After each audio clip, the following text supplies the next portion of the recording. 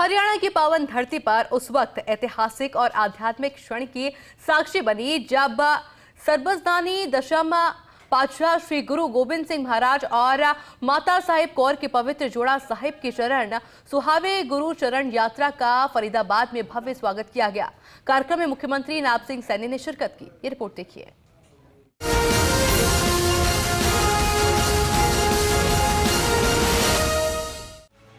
फरीदाबाद में सरबंसदानी दशम पातशाह श्री गुरु गोबिंद सिंह महाराज और माता साहिब कौर के पवित्र जोड़ा साहिब की चरण सुहावे गुरु चरण यात्रा का भव्य स्वागत किया गया। कार्यक्रम को संबोधित करते हुए मुख्यमंत्री नायब सिंह सैनी ने कहा, दिल्ली से आरंभ होकर बिहार स्थित तख्त श्री हरमिंदर पटना साहिब तक जाने वाली इस महान यात्रा का पहला विश्राम स्थल फरीदाबाद रहा। दिल्ली का प्रवेश द्वार कहे जाने वाला यह शहर गुरु चरणों की धूल से पावन हो गया है। जिस नगर में गुरु के पवित्र चरण रुके वो नगर अपने आप ही तीर्थ बन जाता है।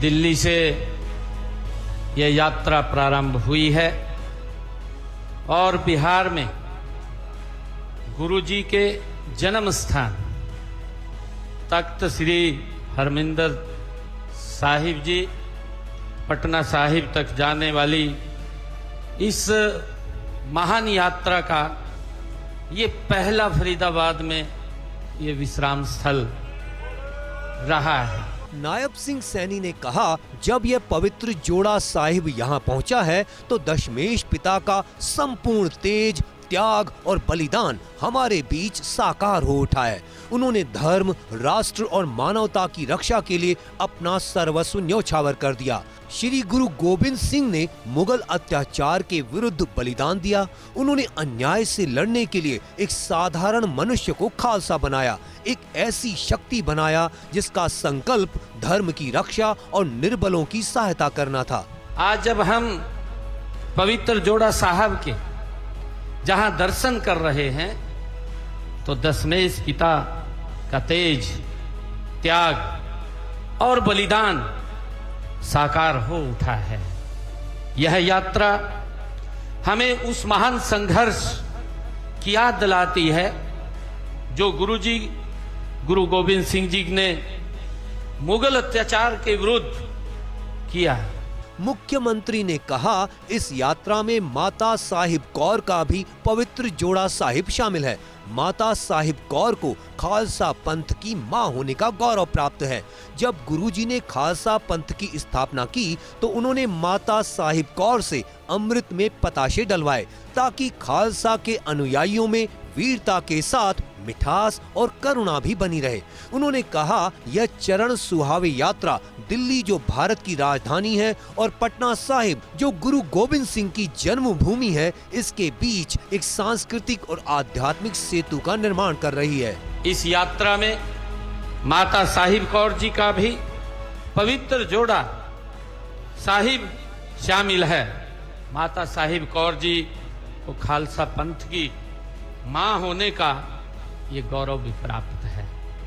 प्यारी साध संगत जियो, जब गुरुजी ने खालसा पंथ की स्थापना की तो उन्होंने माता साहिब कौर जी से अमृत में पतासे डलवाए ताकि खालसा के अनुयायियों में वीरता के साथ साथ मिठास और करुणा भी वो बनी रहे। मुख्यमंत्री ने कहा, प्रदेश सरकार श्री गुरु तेग बहादुर के 350वें शहीदी दिवस को राज्य भर में श्रद्धा और सम्मान के साथ मनाएगी। 1 नवंबर से 24 नवंबर तक हरियाणा प्रदेश के चारों कोनों से 4 यात्राएं निकलेंगी, जिनका समापन 25 नवंबर को कुरुक्षेत्र की पवित्र भूमि जहां समय समय पर गुरुओं के चरण कमल पड़े उस स्थान पर होगा।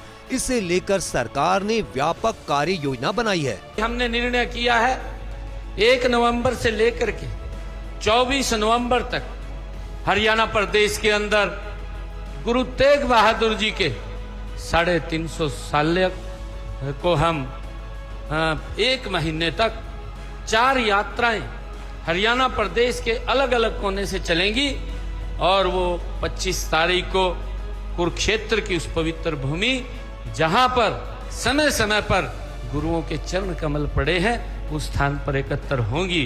मुख्यमंत्री नायब सिंह सैनी ने यात्रा के साथ चल रहे केंद्रीय मंत्री हरदीप सिंह पुरी का भी स्वागत किया। वहीं श्री गुरु दरबार साहिब गुरुद्वारा में साध संगत और यात्रा की अगवानी करने वाले पंज प्यारों का पटका ओढ़ाकर सम्मान किया। मुख्यमंत्री ने यात्रा की रवानगी से पहले गुरुद्वारे में मत्था टेका और अरदास सुनी। साथ ही पवित्र जोड़ा साहिब के भी दर्शन किए।